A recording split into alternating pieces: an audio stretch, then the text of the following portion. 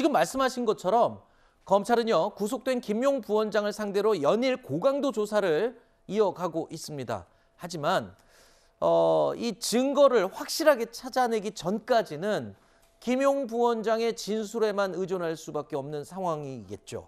여전히 김용 부원장은 혐의를 전면 부인하고 있는 상황입니다. 돈을 받은 사실 자체를 부인하시는 건가요? 그렇죠. 당연하죠. 예.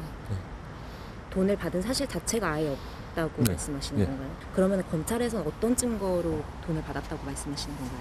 그 증거는 얘기하지 않고 그냥 질문하다가 중간에 그냥 그런 사실이 있는지 물어보고. 유동규 씨가 그러면은 지금 검찰에서 진술했다는 내용은 전혀 사실이 아니라는 입장이신가요? 네. 거대한 조작의 중심에 있다. 중차대한 대선에서 정치 자금을 요구할 만큼 어리석지 않으며 8억 수수는 전혀 사실이 아니다. 그들의 진술 외에 어떤 증거도 없다.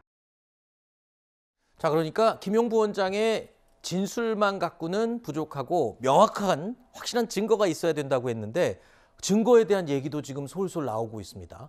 그러니까 남욱 변호사 측 관계자가 검찰에 제출한 메모 있지 않습니까? 돈을 줬다는 시기, 장소 상세하게 적혀 있는.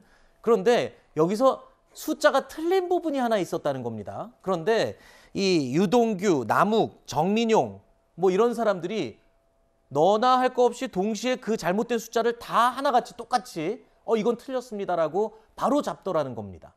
이 말은 그만큼 구체적으로 정황과 상황, 액수들을 각기 다 기억을 하고 있고 이런 것들이 명확한 증거가 되지 않을까 이런 생각도 드네요. 그만큼 어이없는 상황 아니겠습니까? 뭐가 어이없죠? 예를 들어서 8억 4,700이다 그러는데 8억 4천 얼마에서 300만 원이었다가 이게 700만 원이다. 정확하게 다 네 명이 다 기억한다. 네. 이런 상황인데요.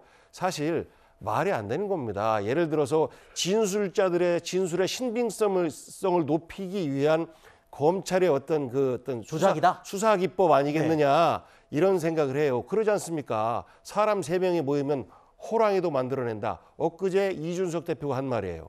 이런 것처럼 진술자들이 본인들의 죄를 경감받기 위한 방편으로 이렇게 입을 맞추는 것 검찰을 중심으로 얼마든지 가능한 것이고 그러하기 때문에 지금 말씀하신 그러한 것을 하나의 증거다라고 얘기하면 더 어이없는 일이다. 자, 이렇게 받아들입니다. 검찰이 지금 그 수사 자체를 조작했다 이렇게 말을 합니다. 제가 지금 여쭤봤던 부분에 대해서 오히려 거꾸로 어떻게 그렇게 자잘한 숫자까지 다 기억을 할 수가 있느냐 이건 검찰이 조작한 거다 이렇게 지금 주장을 하고 계시거든요.